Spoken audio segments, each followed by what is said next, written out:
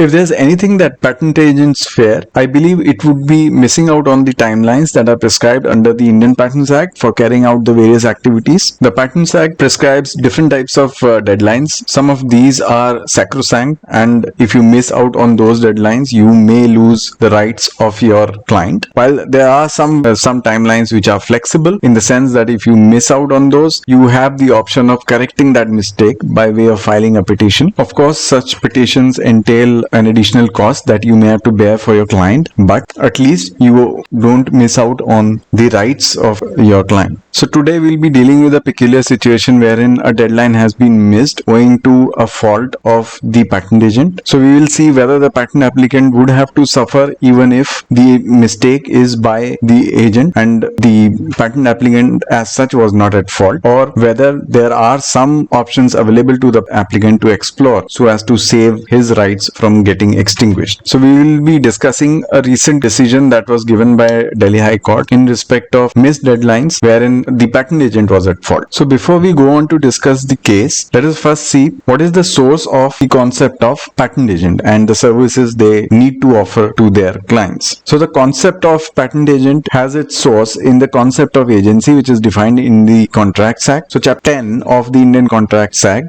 deals with the concept of agents and their duties. Section 182 provides that an agent is a person who has been employed by a principal to do any act. So when a patent applicant employs an agent or authorizes an agent to act on his behalf to represent him before the patent office, then this is the concept of agency. Section 211 provides that the agent is bound to conduct the business as per the instructions given to him by the principal. So a patent agent has to act as per the instructions given to him by the patent applicant. Section 212 describes the duties and obligations of an agent, and it provides that the agent is required to act with reasonable diligence, and in case there is a neglect on his part and the principal has to suffer, then the agent is required to make a compensation to the principal. Further, Section 214 provides that the agent has a duty to communicate with the principal and seek his instructions. So this, when read with Section 211, the agent is required to in a way be in direct communication with the principal, get instructions, and then represent him to conduct whatever work has been assigned to him by the principal. So in the case of a patent agent, the patent agent is required to communicate with the patent applicant and represent the interest of the patent applicant before the patent office in view of whatever instructions are given to him. Let us now see what is the general legal position in respect of any mistake that has been carried out by a counsel while acting as an agent for a principal. So in a 1988 judgment, the Supreme Court remarked that there is no general principle to save any party from the mistakes of its counsels. So in a way, the Supreme Court remarked that not all mistakes of counsel could be condoned as such. However, the Supreme Court remarked that some delays could be condoned in the interest of justice where there is no gross negligence or deliberate inaction or lack of bona fides on part of the party or the principal who has given instructions to the counsel. So the court would go into the question of whether the principal was also grossly negligent while giving instructions to the agent and he did not take due care while passing on the instructions, or in a way there was a deliberate inaction at the end of the principal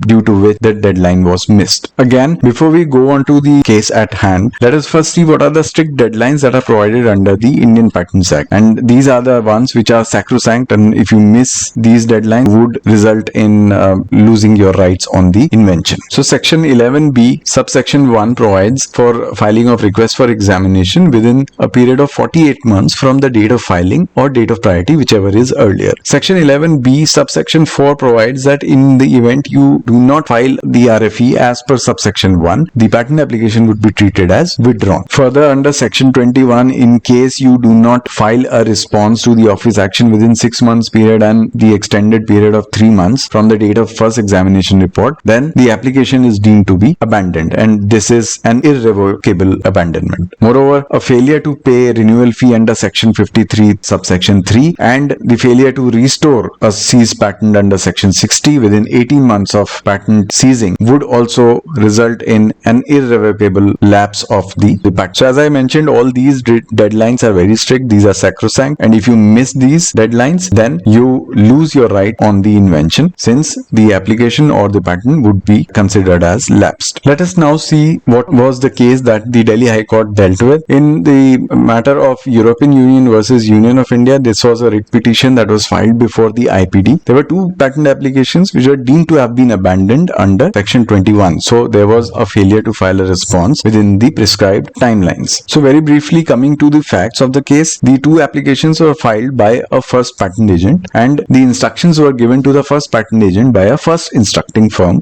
which represented the patent applicant. The first instructing firm was a foreign law firm, and the first patent agent was an Indian patent agent operating in India. The instruction firm was changed by the client or the patent applicant from the first instructing firm to another law firm operating in a foreign country. In the meantime, an FER was issued in respect of both the applications, and the FER was not responded. The examination report was not responded, and as a result, the applications were deemed to be abandoned under section 21. While all this was happening, the second instructing firm transferred the applications from the first patent agent to the second patent agent, and the second patent agent realized that a response to the examination report has not been filed, and as a result, they filed a response to the examination report after the due date. However, since the response was filed after the due date, the applications were not processed by the patent office, and the two applications lapsed. Against this inaction by the patent office, a writ petition was filed before the IPD, and the petitioner's arguments were that there was lapse on the part of the first agent and not the applicant. The applicant was diligently following up with the first patent agent, but it was the first patent agent who was not responding to the applicant. The patent applicant also showed that they had been having regular follow-ups with the first patent agent, but there was no response received from the patent agent. The patent applicant thus pleaded to the courts that they can condone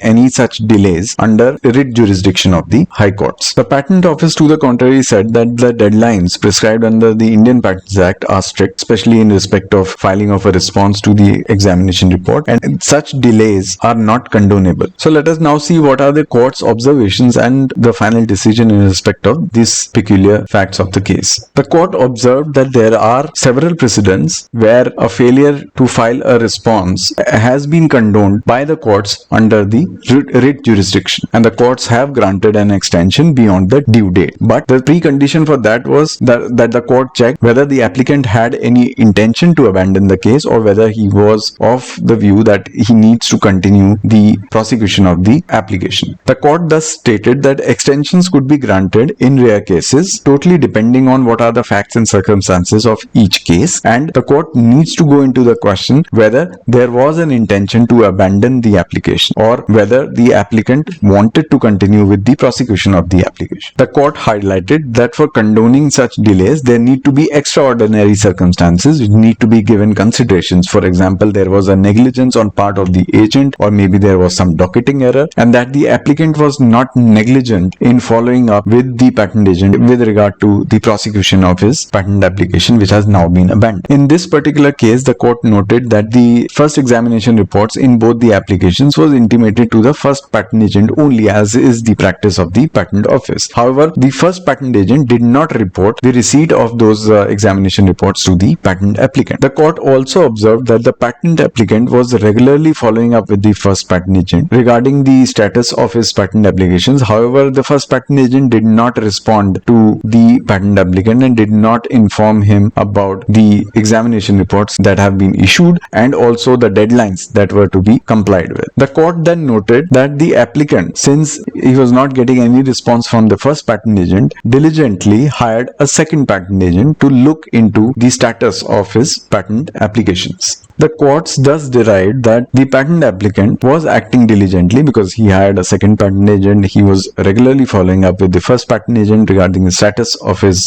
patent applications. Also, in view of all this, the court noted that it implies that the applicant did not have any intention to abandon his patent applications, and thus there was no deliberate lapse on the part of the patent applicant. The court further noted that a mistake of a patent agent could be treated as same as that of an advocate, advocate. And the Supreme Court has already held that litigants are not to suffer for the mistake by their advocates. So if you recall, I talked about a decision of the Supreme Court wherein it was said that not all mistakes of advocates need to be punished, and in extraordinary circumstances some mistakes could be condoned. So the Delhi High Court noted that this particular case falls in that category. There is an extraordinary circumstance wherein the patent applicant was following up diligently regarding the status of his patent applications, while the patent agent on record did not respond to the patent applicant, and as a result the patent applications lapsed for no fault of the patent applicant, who wanted to continue with the prosecution of his patent applications. The court thus held that the delay in respect of these patent applications could be condoned, and thus the response that was later filed by the second patent agent was directed to be taken on record and processed on merits. Thus, please note that missed deadlines could be condoned, but in special extraordinary circumstances wherein it could be shown that the patent applicant wanted to continue with the prosecution of the patent applications that have been considered as abandoned or lapsed, and he took active steps to continue with the prosecution of the patent application. The actions of the patent applicant should reflect that he had no intention to abandon the patent application. However, an important thing to be noted here is that all these deadlines could be condoned only by the High Court under the writ jurisdiction, and the Patent Office may not have the jurisdiction to condone any such delays in respect of the deadlines which are sacrosanct. With this, I conclude my talk. In case you have any further questions, you can drop them in the comments box and I'll be happy to answer those. Thank you very much.